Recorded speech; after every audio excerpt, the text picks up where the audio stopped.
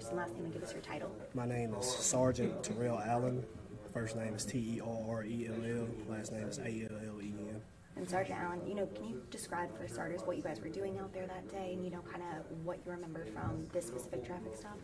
That morning, we were conducting Operation Rolling Thunder, and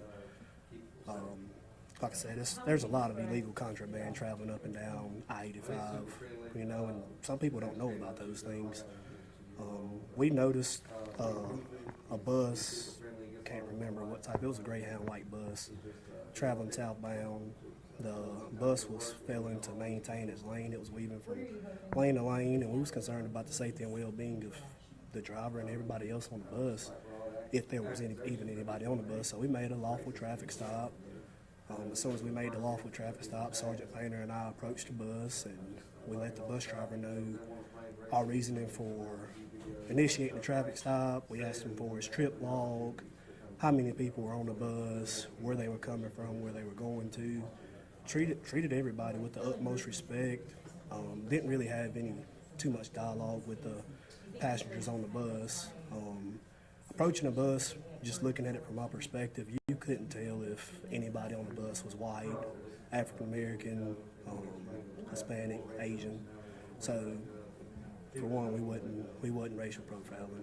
We did not initiate a traffic stop on this bus just because it was primarily carrying African American students.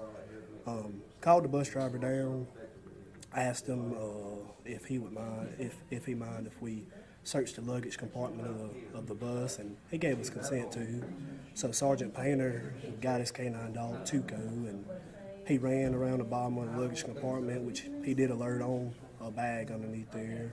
We grabbed the suitcase, we looked through the suitcase, didn't find any illegal contraband, and that was really the extent of it. Sergeant Painter went back to his vehicle and issued a warning for our reason for making a traffic stop.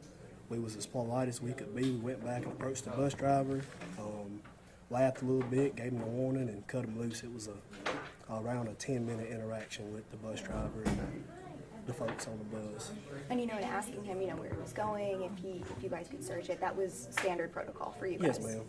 Yes, ma'am, it was. And so, hearing that this incident arose out of that one traffic stop, was that surprising to you? It was very surprising. It was embarrassing, to say the least, simply because, like I told him a while ago, the Jesus that I serve doesn't see color, neither do I. And to say that we were racial profiling is just absurd. It's insane.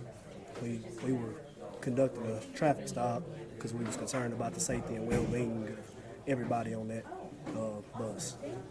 So, and like I told him a while ago too, we try to be proactive instead of reactive. If the bus driver would have been sleepy, if that was his cause of weaving between lane to lane, if he would have had a wreck or something, traffic accident up the road 5 miles from there with all the officers that we had lined along I-85 that day, I think it would have been frowned upon on us that somebody didn't notice his bus swerving and actually, at least try to make contact with the bus driver and make him aware, hey man, you're swerving. I don't know the reason that you're swerving, but we want to make contact with you to let you know what's going on.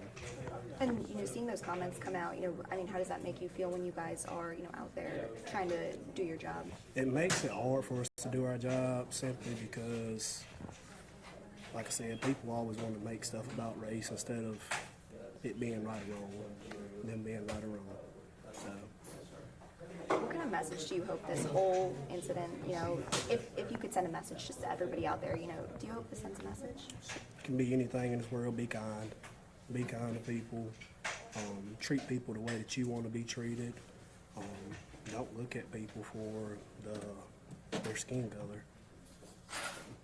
At the time, did this incident stand out to you, or were you surprised maybe a few days later when you heard some of these accusations? I was very surprised. It was funny. I was sitting at the house, and a guy that's on my crew at the Cherokee County Sheriff's Office, he actually reached out to me on Facebook and sent me the news article just because he knew I was involved in Rolling Thunder.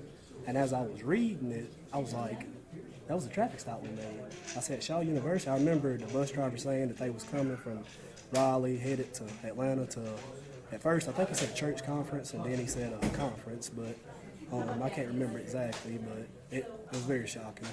Because if you would have told me out there on that traffic stop they were going to go back and complain on us, I would have said I don't believe it because I don't feel that, well, I know that we didn't do anything wrong. We was concerned about the safety and well-being of everybody on that bus, regardless of what color they were. And you said, I mean, you were joking with bus driver, you know, the students had no issue with you guys? No, nobody, even whenever, I briefly stepped up on the bus and said, hey, how y'all doing, where y'all coming from, where y'all going to, and I stepped back down off the bus and I spoke with the bus driver. Like I said, we was just making jokes. He told me he had been driving buses for so many years. He was telling me that he likes to suck on his peppermints because he stopped smoking back in the 80s. And I told him it's funny. I said I wasn't born in '94, so I was like, that was way before my time. So I mean, he was pretty chill. Shook all of our hands before he left. And like I said, that was the extent of the traffic stop. He never expressed like any disappointment toward us, any hatred in his heart. I mean, he was as cool as could be. So. Thank you. Appreciate it. Thank you so much for your time. Thank you. We appreciate it. Yeah, of course. I get to sweat. I know, sorry to make you do that twice. Thank you. All right.